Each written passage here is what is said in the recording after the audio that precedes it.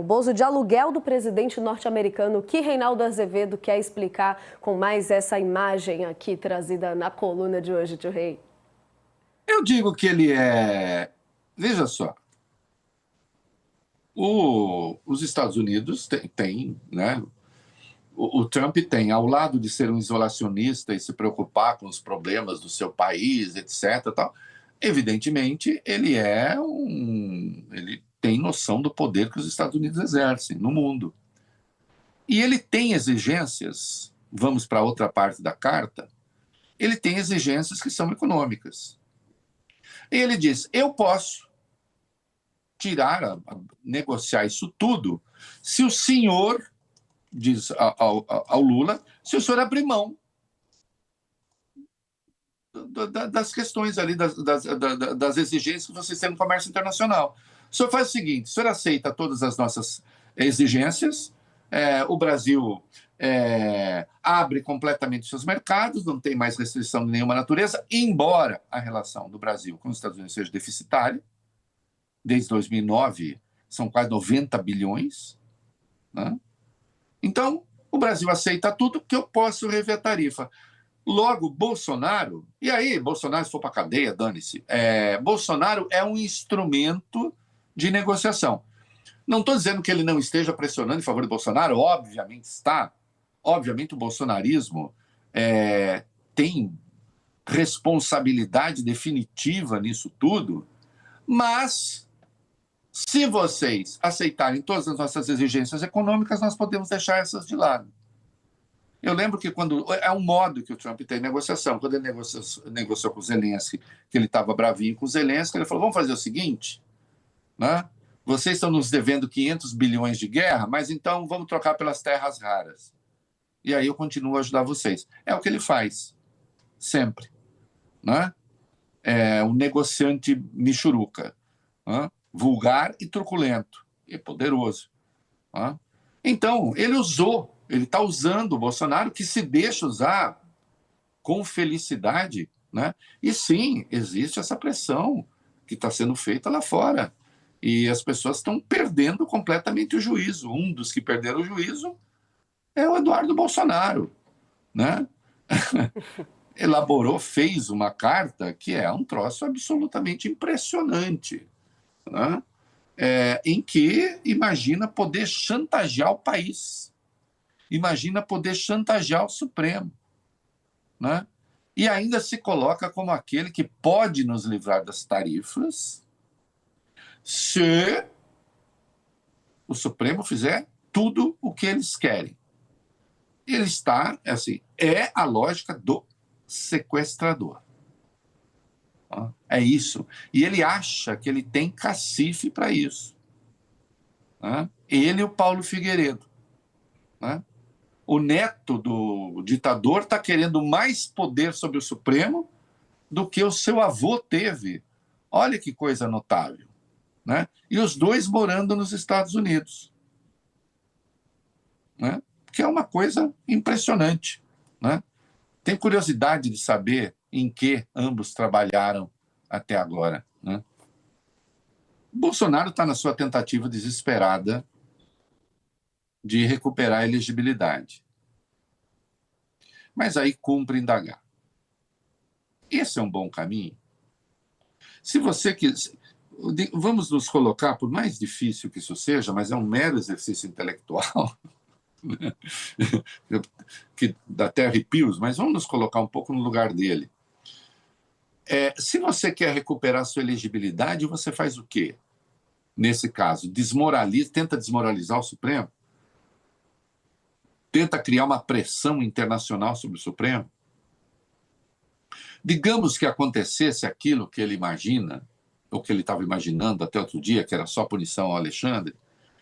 Punindo o Alexandre, os outros ministros ficariam com receio e diriam, puxa, precisamos absolver o Jair. Há algum caminho para isso acontecer?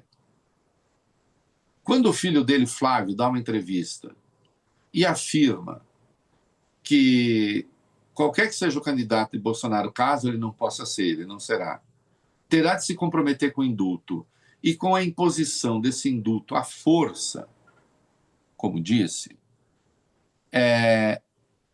será que ele tem alguma esperança de que isso vá acontecer? Né? Digamos que o Supremo fizesse isso, que Supremo você teria no dia seguinte? Existiria Supremo no dia seguinte? O Supremo no dia seguinte seria o Bolsonaro, né? Que teria, então, capacidade de anular um tribunal. Mas isso é muito impressionante que possam achar ser esse um caminho virtuoso. Né? E mesmo Eduardo, nós vamos ver daqui a pouco, que queria se colocar como alternativa, falava-se ser vice do Caiado, já que não quer o Tarcísio. Mesmo esse Eduardo, vejam que caminho ele está trilhando. Vamos ver daqui a pouco o que ele fez ontem com um documento, com uma nota à imprensa, como ele e o Paulo Figueiredo chamaram. Ele gravou um vídeo com um trecho dessa nota. O que é que está ali? Qual é a natureza do que está ali? Né?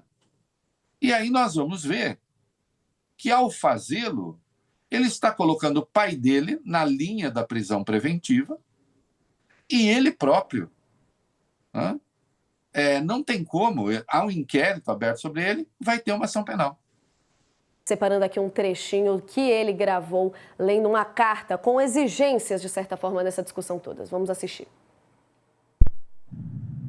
Apelamos para que as autoridades brasileiras evitem escalar o conflito e adotem uma saída institucional que restaure as liberdades. Cabe ao Congresso liderar esse processo, começando com uma anistia ampla, geral e irrestrita, seguida de uma nova legislação que garanta a liberdade de expressão, especialmente online, e a responsabilização dos agentes públicos que abusaram do poder. Sem essas medidas urgentes, a situação tende a se agravar, especialmente para certos indivíduos e seus sustentadores. Restam 3 semanas para evitar um desastre. É hora dos responsáveis... Ele segue na lista, né, Reinaldo, por aqui, mas como um todo, soando quase que na linha de chantagem, né? Quase não. Isso é chantagem. Então, ou vocês fazem isso que eu estou falando, né? O Congresso vota anistia, não só anistia, vota punição também aos ministros do Supremo. Ou não tem jeito. Falando, inclusive, como se fosse um representante do governo americano. O nome disso, com isso ele pretende, ele deixa claro que com isso ele quer livrar o pai dele, quer livrar as ações penais. Isso se chama interferência na instrução criminal. Como ele está lá sustentado pelo Bolsonaro, declaradamente sustentado pelo Bolsonaro, o que nós temos aí é razão para uma prisão preventiva de Jair Bolsonaro, se o Alexandre quiser, e teria o endosso do Supremo, porque isso é claro, a interferência é clara, e da Procuradoria-Geral da República se manifestaria claramente a favor disso, tenho certeza, porque, atenção, a interferência é evidente, ele está assinando, ele assinou a interferência. E no caso dele, como há um inquérito para apurar a atuação dele, também para obstruir a investigação, também por coação no curso do processo, ele está cavando aquilo que fatalmente virá uma denúncia. É claro que ele vai se tornar réu também. Então, ele queria o quê? É curioso, porque ele queria se candidatar à presidência, ser vice. Não, mas é que a sanha dele para destruir o Supremo parece ser maior. Né? E aí, para ligar os pontos, é por isso que o governador de São Paulo se assanhou. Falou, opa, Bolsonaro não será, Eduardo com essa quebra-cara, então eu volto para o jogo, mas para eu voltar para o jogo, eu preciso voltar para o jogo abanando a cauda metafórica para o Bolsonaro e para o extremismo de direita.